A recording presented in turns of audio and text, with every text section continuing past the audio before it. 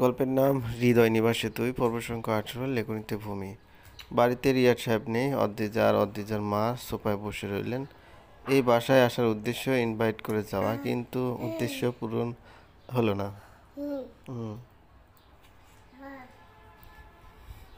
বাসায় রিয়াদ সাহেব কিংবা রক্তিম কেউ নেই। আছেন রিয়াদ সাহেবের দ্বিতীয় স্ত্রী। মুখে চোখে তার গম্ভীর ভাবটা এখনো আগের মতোই আছে। হাতে ট্রে ভর্তি নাস্তা নিয়ে হাজির হয়ে মুখে মৃদু হাসি ফুটালেন তিনি। অদ্রিজা বিস্ময় নিয়ে তাকিয়ে রইল। ভদ্রমহিলা হেসেছে অদ্ভুত। এর আগে কখনো এই মৃদু হাসিটা ভদ্রমহিলার মুখে দেখেনি সে। বিস্ময় ভাবটা হালকা হতেই অদ্রিজা বলল, কেমন আছেন মা? আর বাবা কেমন আছেন? অফিস চলে গেছে নিশ্চয়ই বাবা। মহিলা কপালের ঘাম মুছলেন, হাতের তালুতে নাস্তাটা এগিয়ে দিয়ে টেবিলে রাখলেন। বললেন, ভালো আছি। উনিও ভালো আছেন। অদ্রিজা, তুমি কেমন আছো? অদ্রিজা মুচকে হাসলো, বলল, আমিও ভালো। ভদ্রমহিলা হালকা হাসলেন। অদ্রিজার মায়ের দিকে তাকিয়ে প্রশ্ন করলেন,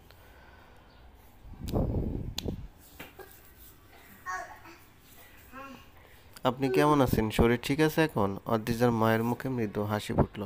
বলল, হ্যাঁ ঠিক আছে। বিআই সাহেব নেই? তাহলে বরং আপনাকেই বলে যাই বিআইন সাহেব, বাসায় ছোটোখাটো একটা আয়োজন আছে। মেয়ে জামাইকে ভালো মতো আদর আপ্যায়ন করা হয়ে ওঠেনি, তাই এই আয়োজন। আপনারা অদ্রিজার চাচার পরিবারই কেবল থাকবে। আপনাদের নিমন্ত্রণ রইল বিআইন সাহেব। ভদ্রমহিলা মুচকে হাসলো, মাথার ঘোমটাটা আর একটু তুলেই বলল, আমি কল দিয়েছি ওনাকে, উনিও আসছেন। আপনি ওনাকেও বলে যেতে পারবেন।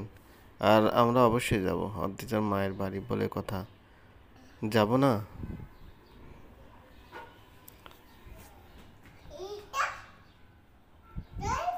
অদ্রিজার মা আর ভদ্রমহিলা দুজনই মুচকে হাসেন। অদ্রিজা কেবল তাকিয়ে তাকিয়ে দেখলো সবটা। কি অদ্ভুত! এই ভদ্রমহিলা যে হাসতে পারে, এভাবে কথা বলতে পারে, তা সে এতদিন এই বাসায় থেকেও বুঝেনি। অদ্রিজা ভাবলো, খুঁটিয়ে খুঁটিয়ে তীক্ষ্ণ চাহনি ফেলে দেখলো কেবল ভদ্রমহিলাকে। তার ভাবনা আর পর্যবেক্ষণের মাঝে হন্তদন্ত করে বাসায় ঢুকলেন রিয়াদ সাহেব। কপাল ভেজা ঘাম, আতকা পাকা দাড়িগুলো ঘেমে নেতে আছে। পরনের ঘামে ভেজা শার্টটা এক হাত দিয়ে হালকা ঢিলে করে আবার ছেড়ে দিলেন। ক্লান্তি মাখা চাহনি নিয়ে এগিয়ে এসে বললেন, অদ্রিজা, কেমন আছো মা? আর আপনি কেমন আছেন বিআইন সাহেবা? অদ্রিজা মিষ্টি হাসলো। উত্তর দেওয়ার পর তার মা আর রক্তিমের বাবার কথোপকথন শুনল চুপচাপ। কথোপকথন শেষে চলে যাবে ঠিক তখনই বাসার সদর দরজায় দেখা মিলল টলতে টলতে হাতটা সেই লোকটা। রক্তিমের চোখজোড়া লাল টকটকে, হেঁটে আসাটা স্বাভাবিক দেখাচ্ছে না। এই বিকালবেলায়ও যে সে ড্রিঙ্ক করেছে তা তার হাঁটা দেখেই স্পষ্ট। রক্তিমের এই বিষয়টা বুঝে গেলে তার মা কি ভাববে? মেয়ের জামাই শেষ পর্যন্ত একটা মাতাল।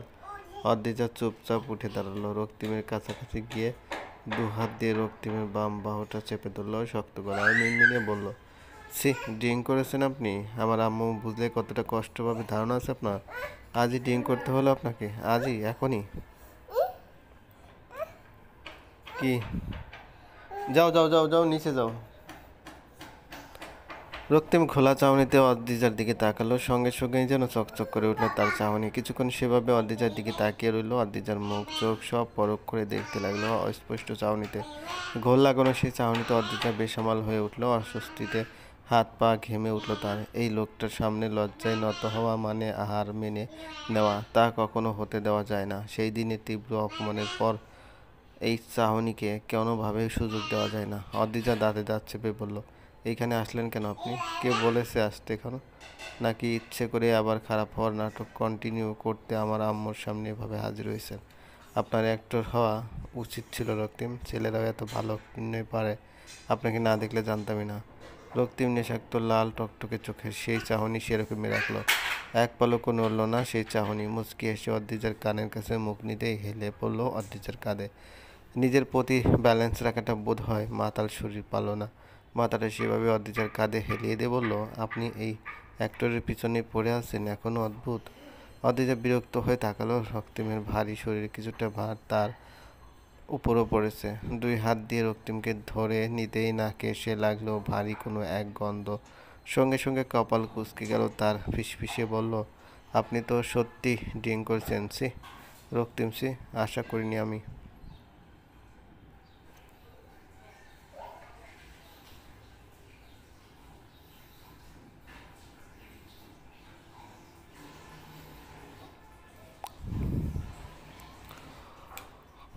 জানি না আমি আপনাকে ধরছি, আপনি সোজা হয়ে হাঁটবেন যাতে বোঝা যায় না আপনি ড্রিঙ্ক করেছেন। আম্মুর কাছে গিয়ে সালাম দিবেন, তারপর রুমে গিয়ে যা ইচ্ছে তাই করুন, মাতলামি করুন, প্রেম করুন, যা ইচ্ছে তাই। রক্তিম মুচকি হেসে মুখ কষল অদ্রিজার অদ্রিজার কাঁধে। অদ্রিজা কেঁপে উঠল সঙ্গে সঙ্গেই। বাম হাতটা সজোরে চলে গেল রক্তিমের মুখে। শক্ত করে রক্তিমের মাথাটা ধরে সোজা করে দিয়েই দাঁতে দাঁত চেপে বলল, কি করছেন এসব? এটা ড্রয়িং রুম। আম্মু, আব্বা, বাবা সবাই আছে, দেখছেন আপনি। ওরা দেখলে কি ভাববে? রক্তিম বাঁকা হেসে ফিসফিসে বলল, বাহ, পারফেক্ট বউ। কথাটা বলে রক্তিম হাসলো। অদ্রিজা কোনোভাবে দুই হাত দিয়ে রক্তিমের বিশাল লম্বা চওড়া শরীরটা ব্যালেন্স করার চেষ্টা করলো।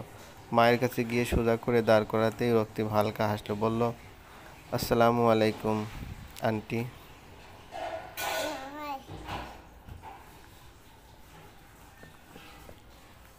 অদ্রিজার মা মেকে হাসলো, ভ্রুজোড়া কুঁচকে রেখেই রক্তিম আর অদ্রিজাকে পর্যবেক্ষণ করলো। দেখেই বোঝা যাচ্ছে রক্তিমের শরীরে ভার অদ্রিজার উপরও। উনি ভ্রু কুঁচকে রেখেই বললেন, ওয়ালাইকুম আসসালাম। ওয়ালাইকুম সালাম।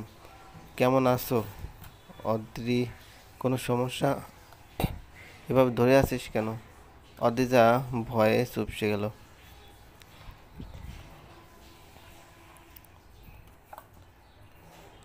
এই বুঝি তার মা সবটা বুঝে গেল। এই বুঝি বলে ফেললো শেষে একটা মাতালকে বিয়ে করেছিস। তোর চাচ্চুর এমন পছন্দ? শুকনো ঢোক গিলল, আমতা আমতা করে বলল, সমস্যা না তো আম্মু, কোনো সমস্যা নয়। সিঁড়িতে ওঠার সময় ওনার পায়ে ব্যথা পেয়েছেন তো, তাই হাঁটতে পারছেন না। অদ্রিজা মা হালকা হাসার চেষ্টা করলো। সন্দেহটা গেল না। নজরটা আগের মতো রেখেই তাকিয়ে রইল উনি। অদ্রিজা কাঁপা গলায় আবারও বলল, আম্মু তুমি বসো, আমি ওনাকে রুম পর্যন্ত এগিয়ে দিয়ে আসি। পায়ে ব্যথা পেয়েছে তো, ওষুধটা ওষুধটা দিয়ে আসি, তুমি বসো। হ্যাঁ। অদ্রিজার মা মাথা নাড়লেন হালকা। অদ্রিজা যত দ্রুত পারলো রক্তিমকে নিয়ে রুমে আসলো। বিছানার পাশে রক্তিমকে বসিয়ে দিয়েই ধাঁধালো গলায় বলে উঠল, আমার সত্যি বিরক্ত লাগছে রক্তিম। ড্রিঙ্ক করেছেন ভালো কথা, আপনি কেন আবার বাসায় আসবেন? আমি তো জানতাম আপনি এই বাসায় থাকেন না, সুইট হার্টের সাথে থাকেন। তাহলে এখানে থাকাটা তো কেবল শর্ত ছিল, তাই না? আমার তো মনে হচ্ছে আপনি ইচ্ছে করেই ড্রিঙ্ক করে এই বাসায় ফিরেছেন। রক্তিম হাসলো, জোরালো কণ্ঠে বলল, উফ, ভুল ভাবছেন অদ্রিজা। মিস্টার মাহমুদ গাড়ি পাঠিয়েছিল, কল করে বলেছিল আপনারা এসেছেন, তাই আসাটা নাকি বাধ্যতামূলক, তাই এসেছি, আর কিছু নয়।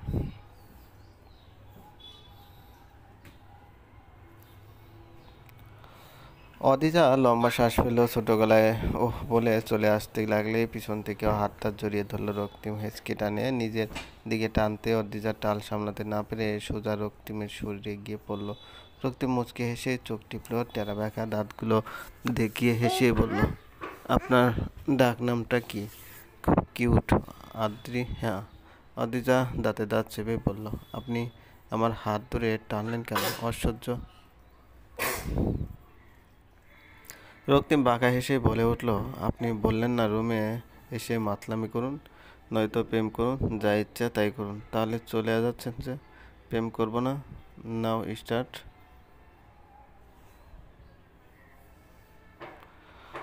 অদিজা মিনমিনিয়ে চাহনিতে তাকিয়ে রইল। রক্তিমের শরীরের সাথে নিজের শরীরের স্পর্শে নিঃশ্বাস ক্রমশ ঘন হয়ে উঠল তার।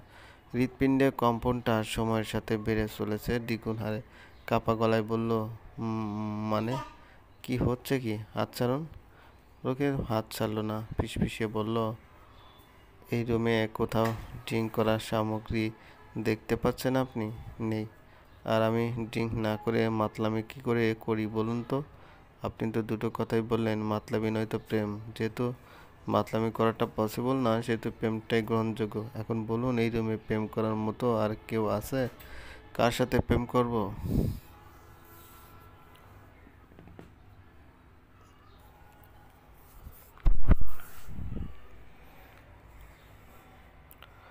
অদ্রিজা বিরক্ত চাহনিতে তাকালো, হাতটা কসলাতে কসলাতে ছাড়ানোর বৃথা চেষ্টা করলো। এক মুহূর্তের জন্য মনে হলো রক্তিম ড্রিঙ্ক করেনি। এত স্পষ্ট কথা, এত সুস্পষ্ট ভাবনার কথা কি ড্রিঙ্ক করার পরও বলা যায় নাকি? অদ্রিজা সন্দেহে চাহনিতে তাকিয়েই বলল, আপনি সত্যি ড্রিঙ্ক করেছেন নাকি নাটক?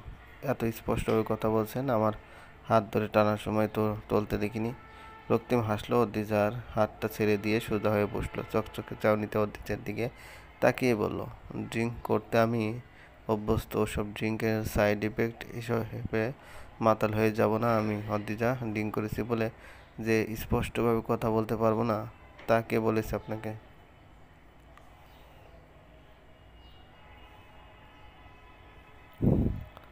অদ্রিজা চকচকে চাহনিতে তাকালো, বিরক্ত নিয়ে বলে উঠল, তাহলে এতক্ষণ টলতে টলতে হাঁটছিলেন কেন?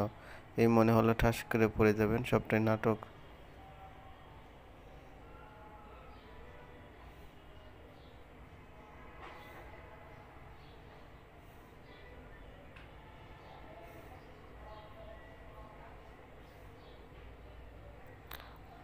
রক্তিম কিছুটা বিরক্ত হলো বোধ হয়, কপালে দেখা গেল মৃদু ভাঁজ। অদ্রিজার দিকে তাকিয়ে সোজা হয়ে বসলো, বলল, বারবার নাটক ফাটক কেন টানছেন বলুন তো? আপনার সাথে এক্স্যাক্টলি কী সম্পর্ক যে আপনার সামনে আমায় নাটক করতে হবে? কী লাভ আমার শুধু শুধু নাটক করে? অদ্রিজা মৃদু গলায় বলল, সেটা জানলেই তো হতো, আমিও তো জানতে চাই তা। রক্তিম মুচকে হাসলে, কেবল বলল, আপনার আম্মু ওয়েট করছে, বাইরে যান।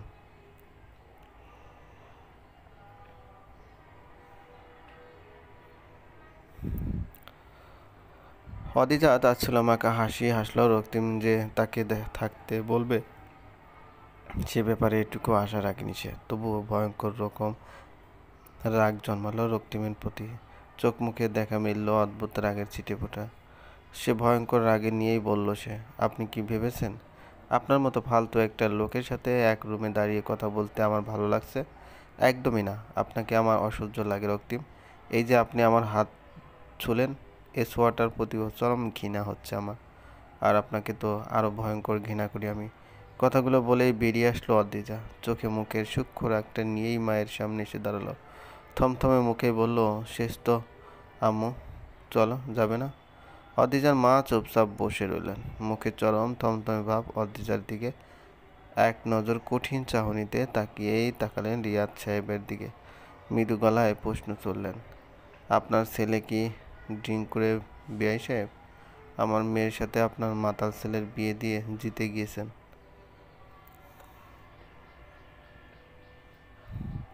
অদ্রিজার মায়ের কথাটা শুনে অবাক হলো রিয়াদ সাহেব, সঙ্গে অদ্রিজাও। মায়ের দিকে বিস্ময়ে তাকিয়ে থাকতেই তার মা আবারও বলল, রক্তিম ড্রিঙ্ক করে অদ্রি? আমায় বলিসনি তো? অদ্রিজা থমকালো, কাঁপা গলায় বলল, না না আম্মু, আসলে আসলে মায়ের কথাটা শুনে অদ্রিজা জোরে শ্বাস ফেলল। কি বলবে খুঁজে না পেয়ে কয়েক কয়েক সেকেন্ড ভাবলো, আর সে ভাবনার মাঝেই সেখানে এসে দাঁড়ালো রক্তিম। মুচকি এসে বলে উঠল, আসলে আমি ড্রিঙ্ক করি আন্টি। Annie problem? অদ্রিজার মায়ের চাহনিটা এবার তীক্ষ্ণ হলো। রক্তিমের কথাবার্তায় বোঝা গেল না সে ড্রিঙ্ক করেছে। তবুও মনের মধ্যকার সন্দেহটা যেন গেল না। হাসার চেষ্টা করেই বলল,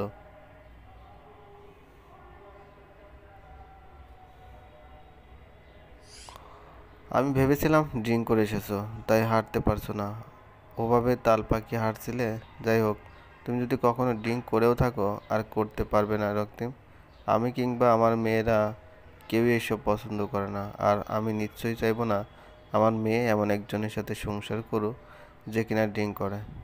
অদ্রিজার শুকনো ঢোক গেল, আর রক্তিম মুচকে আসলো। অদ্রিজার পেছনে দাঁড়িয়ে মাথা নামালো। অদ্রিজার ঘাড়ে ঠোঁট গোল করে ভ্রু দিয়েই ফিসফিসিয়ে বলল, আপনার মা কিন্তু ভীষণ জটিল মহিলা।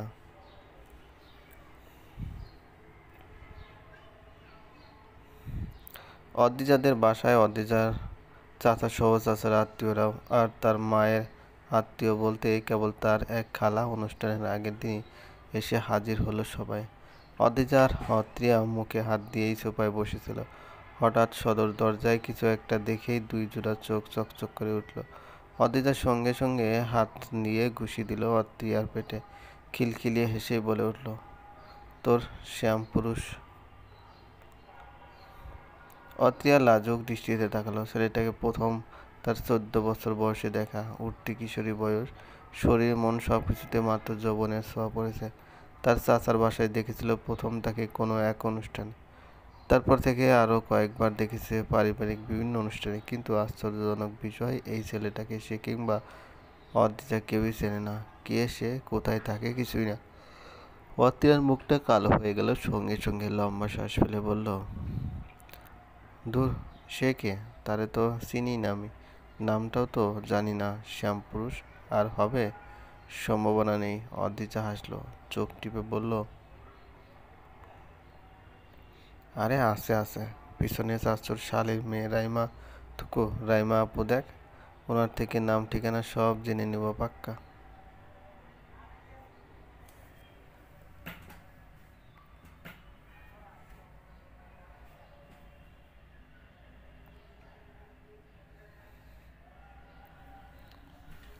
অত্রিয়া চোখ ঘুরিয়ে সেই লোকটার দিকে তাকালো। হ্যাঁ, পেছনে আরো দুইজন, রাইমা আর যে লোকটা, সে বোধ হয় রাইমার বর। অত্রিয়া খিলখিলিয়ে হেসে লোকটার দিকে বেশ মনোযোগ নিয়ে তাকিয়ে রইল। লোকটা সুন্দর কিনা তার জানা নেই, তবে লোকটার দিকে তাকালে তার আর নজর সরাতে তার মন চায় না, ইচ্ছে করে কেবল তাকিয়েই থাকে।